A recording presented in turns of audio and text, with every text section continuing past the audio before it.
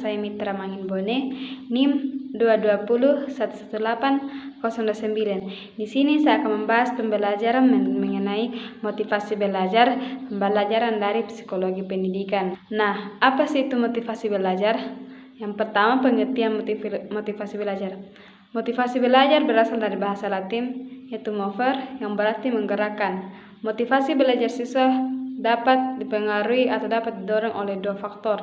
Yang pertama, faktor dari dalam sendiri atau biasa disebut dengan intrinsik, dan faktor dari luar yaitu ekstrinsik. Yang kedua, jenis-jenis motivasi. Jenis-jenis motivasi dapat dibedakan menjadi dua. Yang pertama, motivasi intrinsik atau dari dalam diri sendiri, dan yang kedua, motivasi ekstrinsik atau dari luar. Nah, motivasi intrinsik adalah keinginan untuk melakukan sesuatu yang disebabkan oleh faktor dengan dorongan dari dalam diri sendiri. Nah, sedangkan faktor ekstrinsik adalah motivasi yang berasal dari luar, misalnya lingkungan. Contohnya, seorang guru memberikan gula-gula kepada siswa agar termotivasi lagi untuk belajar, untuk meningkatkan pembelajaran. Atau contoh lainnya yaitu orang tua memberikan iming-iming hadiah kepada anaknya yang berprestasi. Nah, yang ketiga adalah model motivasi. Model motivasi dapat dibagi menjadi 4, yaitu pertama, perhatian, yang kedua, relevan, yang ketiga, kepercayaan diri, yang keempat, kepuasan. Nah, yang pertama saya akan membahas di sini adalah perhatian, yaitu dengan dorongan rasa ingin tahu. Strategi merangsang perhatian pada siswa dapat memberikan motivasi yang baik bagi siswa. Dengan cara yang pertama, gunakan metode penyimpanan bervariasi. Yang kedua, gunakan media untuk melengkapi pembelajaran. Yang ketiga, gunakan humor dalam penyajian pembelajaran. Yang keempat, gunakan teknik bertanya untuk melibatkan siswa agar siswa dapat memberikan pertanyaan-pertanyaan untuk bisa lagi memotivasi siswa untuk pembelajaran. Yang kedua, kepercayaan diri. Kepercayaan diri dapat dilakukan dengan cara yang pertama, meningkatkan harapan siswa untuk berhasil dengan memperbanyak pengalaman pembelajaran. Yang kedua, menyusun pembelajaran ke dalam bagian-bagian yang lebih kecil sehingga siswa dituntut mempelajari banyak konsep sekaligus. Yang ketiga yaitu kepuasan. Kepuasan merupakan keberhasilan dalam mencapai suatu tujuan yang akan menghasilkan kepuasan siswa agar termotivasi untuk terus berusaha mencapai tujuan pembelajaran yang akan kita capai.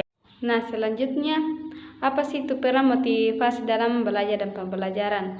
Yang pertama, motivasi merupakan daya penggerak psikis dalam dari siswa yang menimbulkan kegiatan belajar, menjamin kelangsungan belajar demi mencapai satu tujuan. Yang kedua, motivasi memegang peranan penting dalam memberikan gairah, semangat, dan rasa senang dalam pembelajaran sehingga siswa yang mempunyai motivasi tinggi untuk mempelajari energi yang banyak untuk melaksanakan kegiatan pembelajaran. Nah, selanjutnya saya akan membahas mengenai faktor yang mempengaruhi motivasi pembelajaran. Yang pertama, cita-cita atau aspirasi pembelajaran. Motivasi belajar tampak pada keinginan siswa sejak dari kecil. Keberhasilan mencapai keinginan tersebut menumbuhkan kemauan bergiat bahkan di kemudian hari cita-cita dalam kehidupannya. Dari segi emansipasi, kemandirian, keinginan yang terpuaskan dapat memperbesar kemauan untuk semangat belajar. Nah, yang kedua, kemampuan pembelajaran. Keinginan seorang anak perlu dibarengi dengan kemampuan atau kecakapan mencapainya. Kemampuan akan memperkuat motivasi anak untuk melaksanakan tugas-tugas perkembangan. Yang ketiga, kondisi pembelajaran. Kondisi siswa yang meliputi kondisi jasmani dan rohani sangat mempengaruhi motivasi pembelajaran. Yang keempat, kondisi lingkungan pembelajaran. Lingkungan siswa berupa keadaan alam, lingkungan tempat tinggal, pergaulan sebaya, kehidupan masyarakat. Dengan kondisi lingkungan tersebut yang aman, tentram, tertib, dan indah, maka semangat dan motivasi siswa akan terus termotivasi dan akan terus diperkuat. Yang kelima, unsur-unsur dinamis belajar atau pembelajaran.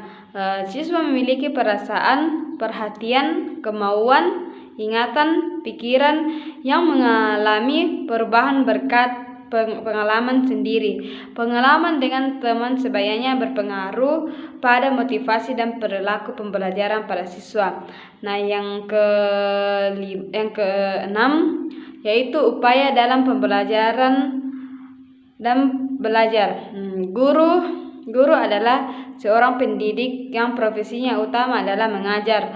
Oleh sebab itu, guru harus bergaul setiap hari dengan puluhan atau ratusan siswa.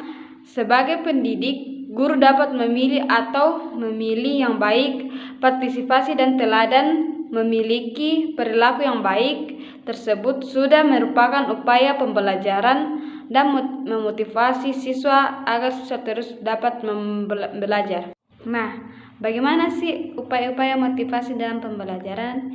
Yang pertama yaitu mengoptimalkan prinsip-prinsip pembelajaran seperti memberikan perhatian, keaktifan, ketertiban langsung, pengulangan pembelajaran, rangsangan dan tantangan, pemberian balikan, dan penguatan, serta prinsip perbedaan individu antara pembelajaran. Yang kedua yaitu mengoptimalkan unsur-unsur dinamis pembelajaran atau perlunya kearifan dalam menyiapkan media dan sumber pembelajaran di luar sekolah. Yang keempat yaitu mengoptimalkan pemanfaatan upaya guru dan mempelajarkan pembelajaran. Yang kelima, mengembangkan aspirasi dalam belajar. Selanjutnya, langkah-langkah mengembangkan cita-cita dan aspirasi. Yang pertama, kenali aspirasi dan cita-cita si pembelajar. Yang kedua, komunikasikan hasil pengalaman tersebut kepada pembelajar dan orang tuanya. Yang ketiga, buatlah program-program yang dapat mengembangkan cita-cita dan aspirasi pembelajaran. Nah, mungkin itu saja pembelajaran yang dapat saya berikan tentang motivasi pembelajaran dalam psikologi pendidikan. Selebihnya jika saya masih kekurangan materi, saya minta maaf. Terima kasih.